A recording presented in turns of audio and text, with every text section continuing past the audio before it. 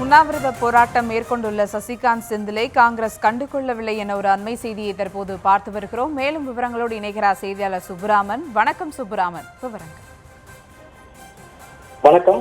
திருவள்ளூர் நாடாளுமன்ற உறுப்பினராக இருப்பவர் சசிகாந்த் செந்தில். இவர் முன்னாள் IAS அதிகாரி ஆவார். இவர் அந்த பதவியை தொடர்ந்துவிட்டு 2024 நாடாளுமன்ற தேர்தலில் திருவள்ளூர் தொகுதியில் காங்கிரஸ் சார்பாக போட்டியிட்டு தமிழ்நாட்டிலே அதிக வாக்கு வித்தியாசத்தில் வெற்றி பெற்ற ஒரு நபராக இருக்கிறார். இவர் அண்மையில் மத்திய அரசு தமிழ்நாட்டிற்கு வழங்க வேண்டிய அந்த கல்வி நிதி சம்க்ரா சிக்ஷா அபியான் அந்த கல்வி நிதியை முறையாக வழங்கவில்லை, உடனடியாக அந்த நிதியை வழங்க வேண்டும் என்று சொல்லி தமிழ்நாடு காங்கிரஸ் கமிட்டியின் தலைவருக்கு கூட தெரியாமல் இவர் உடனடியாக அந்த உண்ணாவிரத போராட்டத்தை மேற்கொண்டிருக்கிறார். இவர் கடந்த வெள்ளிக்கிழமை அந்த உண்ணாவிரத போராட்டத்தை தொடங்கிய நிலையில் நேற்று இரவு அவருக்கு உடல்நிலை பாதிப்பு ஏற்பட்டு திருவள்ளூர் மருத்துவமனையில் அனுமதிக்கப்பட்டிருந்தார். இந்த நிலையில் மேல் சிகிச்சைக்காக அவர் தற்போது சென்னை ராஜீவ்காந்தி அரசு மருத்துவமனையில் சற்று முன்பாக அனுமதிக்கப்பட்டிருக்கிறார். அவருக்கு மருத்துவர்கள் சிகிச்சையானது கொடுத்து வருகிறார்கள். இது குறித்து நேற்று தமிழ்நாடு காங்கிரஸ் கமிட்டி தலைவரிடம் செய்தியாளர்கள் கேட்டபொழுது என்ன சொல்கிறார் என்றால், ராகுல் காந்தி பீகாரில் நடத்தக்கூடிய அந்த வாக்கு பெருப்புக்கு எதிரான அந்த பேரணியை மடைமாற்றும் விதமாக சசிகாந்த் செந்திலின் இந்த உண்ணாவிரத போராட்டம் அமைந்திருக்கிறது.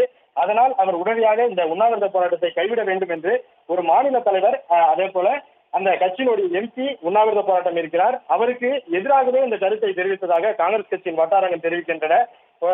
ஒரு நாடாளுமன்ற உறுப்பினர் உண்ணாவிரத போராட்டத்தில் ஈடுபட்டிருக்கிறார். அவருக்கு நேரில் சென்று ஆதரவு கொடுக்காமல் இருந்தாலும் கூட சமூக வலைதளம் மூலமாக கூட பல்வேறு தலைவர்கள் ஆதரவு கொடுப்பார்கள். பல கட்சிகளில் நாம் இதை பார்த்திருக்கிறோம். ஆனால் காங்கிரஸ் கட்சியை பொறுத்தவரை சசிகாந்த் செந்திலுக்கு நேரிலோ அல்லது சமூக வலைதளம் மூலமாகவோ எந்த ஒரு காங்கிரஸ் கமிட்டியின் மாநில தலைவர்களோ அல்லது முன்னாள் மாநில தலைவர்கள், நிர்வாகிகள் என யாருமே சசிகாந்த் செந்திலை கண்டுகொள்ளவில்லை என்றுதான் சொல்ல வேண்டும். இதற்கு முக்கிய காரணமாக சொல்லப்படுவது சசிகாந்த் செந்தில் இங்க இருக்கக்கூடிய நிர்வாகிகளிடம் இணக்கமாக இல்லை. அதே போல அவர் மேலிட தொடர்புகளை அதிகமாக வைத்திருக்கிறார். மேலிடத்திலே அதிக தகவல்களை பரிமாறுகிறார். அவர்களுடனே அவர் பேசி வருகிறார். அதனால் இங்க இருக்கக்கூடிய நிர்வாகிகளிடம் இணக்கமான சூழல் இல்லை என்று சொல்லப்படுகிறது. குறிப்பாக மாநில தலைவருக்கும் சசிகாந்த் செந்திலுக்குமே இணக்கமான சூழல் இல்லை என்று சொல்லப்படுகிறது. இதற்கு காரணம் என்னவென்றால், கடந்த சில மாதங்களுக்கு முன்பாக செல்வ பெருந்தகை மாற்றப்படுகிறார் என்று ஒரு தகவல் பரவியது. அதற்கு சசிகாந்த் செந்தில் பொருத்தமாக இருப்பார், அவர்தான் அடுத்த மாநில தலைவராக வரப்போகிறார் என்று சொல்லப்பட்டது.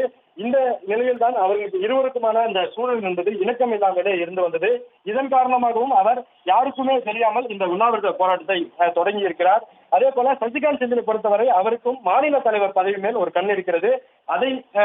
அதை வைத்து அவர் அந்த உண்ணாவிரத போராட்டத்தையும் தொடங்கி இருப்பதாக சொல்லப்படுகிறது. குறிப்பாக நாம் இந்த ஒரு சூழலில் உண்ணாவிரத போராட்டத்தை தொடங்கினால்